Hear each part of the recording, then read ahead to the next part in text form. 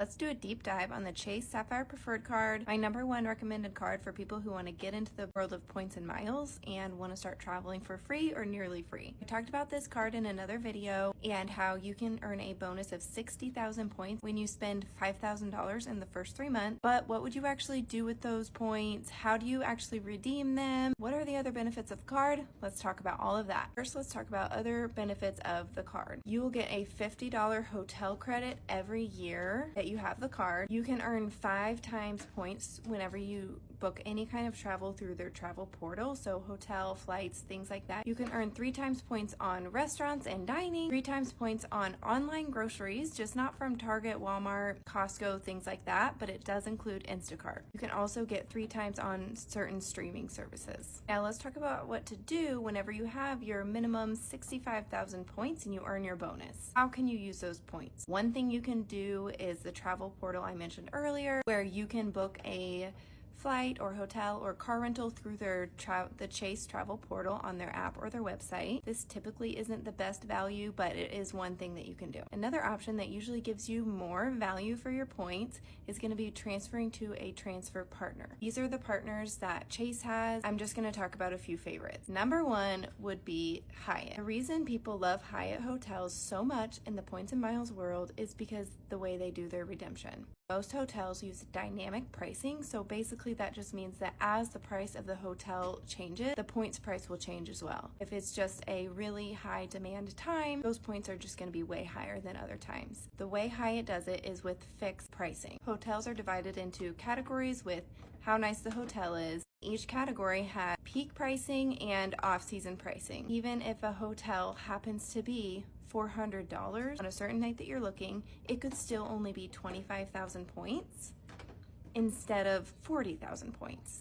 Really, really great redemptions and end up getting to stay in a really nice hotel for not as many points as it would have cost at a different hotel brand. Chase is the only bank that transfers to Hyatt. That's why lots of people will save their Chase points just to use them at a Hyatt hotel. Another good partner is Southwest. They are also the only bank that can transfer to Southwest Airlines. And if you're a big Southwest flyer, then this could be really good for you as well. How you would redeem your points is you would find the hotel or the flight that you want on the website of the airline or the hotel. Once you find it and you know you have enough points, you would go into your app, you would transfer that many points to that hotel or airline that you want to book with, and you'll just book it through their website. Let me know if you want to see some examples of how you could actually use these 60,000 points. Make sure that you're following along for my series where I'm talking about how to earn credit card bonuses and start traveling for free. Also, you can check out my collection of my saved posts called Points and Miles. Let's talk about some of the benefits that you get with your Chase Sapphire Preferred Card that you may not know that you have. Number 1 is going to be trip cancellation insurance. So say, for example, you had booked a trip and then right before the trip, you come down with the flu or some major sickness that causes you not to be able to go on the trip and you can't get your money back.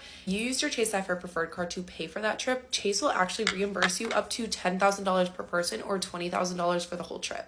Number 2 is going to be rental car insurance. So typically whenever you book a rental car, they're going to ask you if you want to insure your car, so in case of any accidental collision or damage. However, if you actually use your Chase Sapphire Preferred Card, you can decline this, save that money, and then Chase will cover it if there is any sort of damage. Number 3 is going to be helping to cover expenses for any sort of delayed baggage or travel. A lot of times the airline is going to cover these expenses, but Chase also offers this in addition. So if your baggage gets delayed, they will offer up to $100 a day to help in reimbursements for any sort of your necessities and toiletries. And then same if your flight gets delayed more than 12 hours, they will help to cover some of those costs of meals and if you have to stay somewhere overnight for up to $500 per ticket. And number 4 is going to be purchase protection. So say, for example, you had bought a new phone and then literally a week later you drop it, it shatters. Chase will actually reimburse you up to $500 for the damage of this purchase. Their exact words is that they will help to cover protection over any damage or theft to anything that you buy using that Chase Sapphire Preferred Card. And then also, if you purchase anything that has a warranty, Chase will actually extend that warranty by 1 year if the warranty is under 3 years. Hope this helps. Let me know if there's questions. If I have the Chase Sapphire Preferred, I would make sure that I also have this card. To earn the most points, you're going to use the Chase Sapphire Preferred for food delivery, restaurant, streaming, public transit. Everything else that earns 1 times points on a Sapphire Preferred, pay for it using the Freedom Unlimited card instead because it earns 1.5 times points on every single purchase. Meaning by using these 2 cards, you would never earn just 1 times point on any purchase again. Freedom Unlimited also gives you a welcome bonus with $0 annual fee, so it's a no-brainer to just have it in your wallet. And all the points that you earn on the Freedom Unlimited, you're going to transfer them to the Sapphire Preferred. Since you can transfer your points to different travel partners with the Sapphire card, but you cannot do that with the Freedom Unlimited. So by owning these 2 cards together, you are maximizing the points that you can earn and making sure that you're redeeming your points with max value. Now, what's your favorite credit card combo?